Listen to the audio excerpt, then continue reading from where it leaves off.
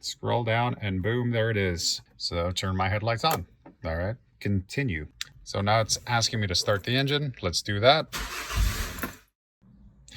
Hey everyone, how's it going? So today I wanted to talk about one of the workshop tools, specifically the battery test that's available with the 7111. Now imagine, let's say you guys feel like you might be having battery issues, maybe voltage is a little bit off.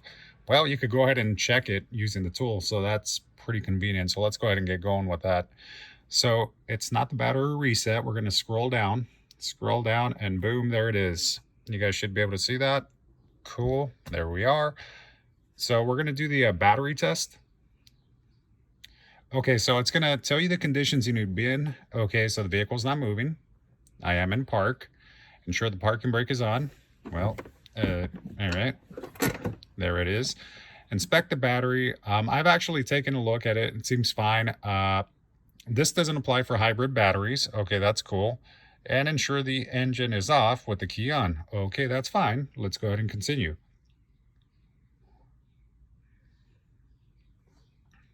So turn my headlights on. All right, continue.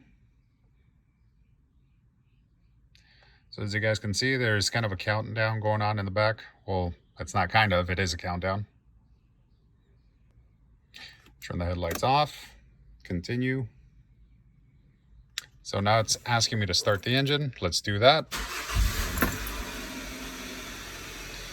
Okay, and that's pretty much it. Now, that's kind of cool. I'm actually glad I did this because now I'm looking that I'm seeing that there's actually a warning with mine. So I'm definitely going to have to keep an eye on it.